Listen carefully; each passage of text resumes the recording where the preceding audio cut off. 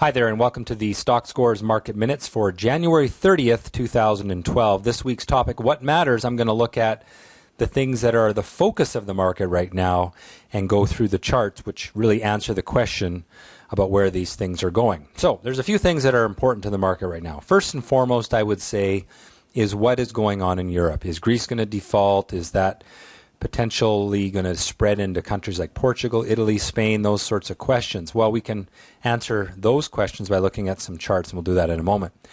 What's also important, and really a derivative of the European problem, is what is the U.S. dollar going to do? And that's an important question because where the U.S. dollar goes will really influence where commodity prices go and North American stock prices go. So we really want to have an understanding of that. Of course, it's also important to understand what's going on in the U.S. economy. We're coming through the U.S. U.S. markets earnings season right now, and questions about earnings show up in the charts, of course, as well. And then we're going to look at the commodity prices, which, again, kind of relate to everything here. Is the U.S. economy strong? That's going to affect commodity prices. Is the U.S. dollar weak? That will be favorable for commodities as well. All right, so first question, what is going on in Europe?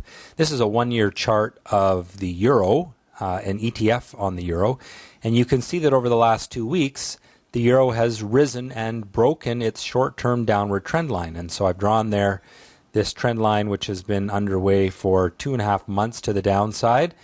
That was broken about 2 weeks ago, a week and a half ago, and it looks to me like this is likely to continue higher, and that would be a sign that the world thinks that problems are being solved in Europe. Now, the long-term trend really remains down. I mean, this could rise all the way up to 136 on the ETF, and we'd still be in a downward trend.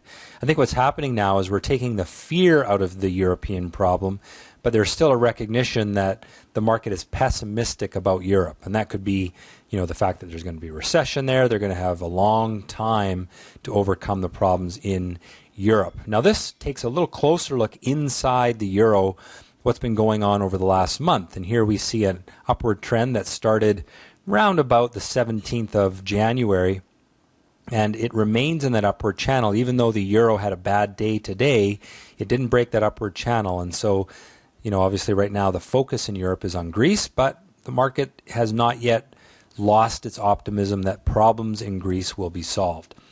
It's also a good thing to look at the VXX, which is based on the Chicago Board Options Exchange VIX index, which is often referred to as the fear index. Now, the VXX has been in a downward trend for a couple of months, and looks like it's going to continue lower, and so I don't think that we need to have an indication here that fear is coming back into the market. Now, it did test the downward trend line today, but it couldn't break through.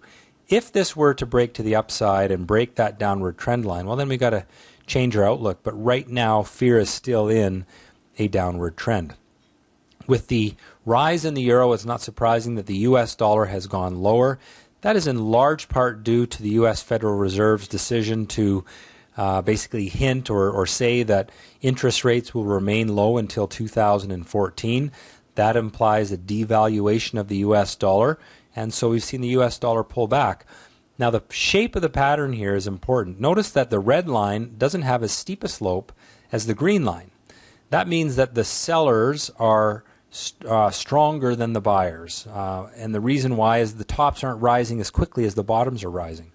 And that's often referred to as a rising wedge pattern.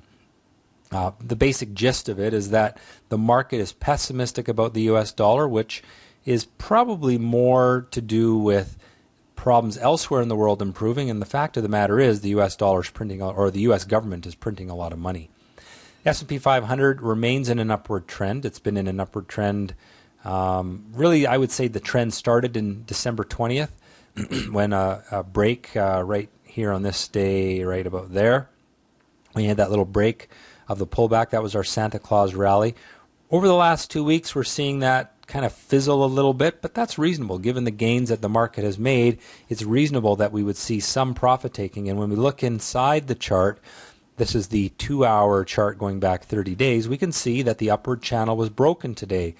Now, the buyers came back and tried to defend the market through the day, and that's why you can see over here on the right-hand side a rally from the open. We closed well above the open today, but we were still down for the day.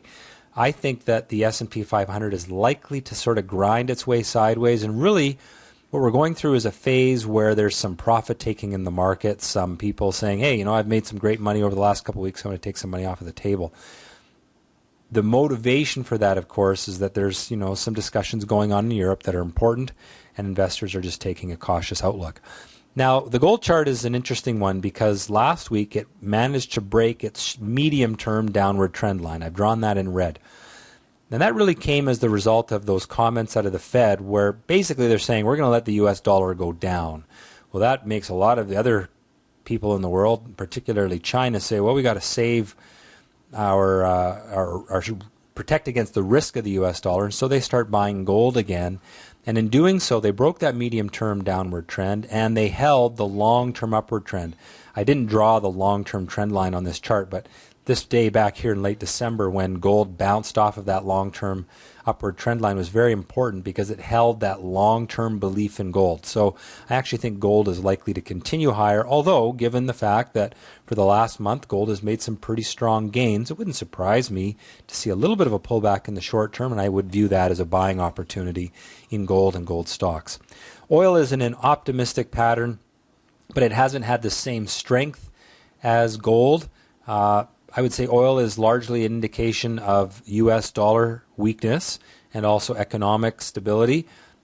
What this chart essentially says is, okay, the economy globally is not too bad. It's not great either. But because the U.S. dollar is weakening, we should see this chart start to move up. But until we get a break through that resistance line, I wouldn't be too optimistic about gold. It's in a good pattern, but it's stuck under that resistance, and it has been for a long time. Now, of course, commodities really affect the Canadian market because the Canadian stock markets are so heavily dependent upon mining and energy and that sort of thing. And we can see that the long-term trend line was broken in early January, the downward trend line there, and we've sort of inched our way higher. I think that this is a good long-term turnaround chart. I think looking out a few months, the Canadian market will be higher, but, uptrends tend to start with some trepidation, some doubt, and you should expect that to be the case in the early stages of this trend. I do think it's time to buy this market, however. So I am optimistic about U.S. and Canadian stocks. I am optimistic about gold, and I am neutral on oil, slightly positive on oil, I would say. I think that stocks are likely to be higher in the weeks and months ahead, but there will be some profit taking in the very short term, and that's not only likely, but also reasonable given the gains that we have made. Well, that has been the Stockscores Market Minutes for January 30th, 2012. If you'd like to register for my free newsletter, please do so at stockscores.com/newsletters.asp. As I always like to say, trade well, have a great week in the market.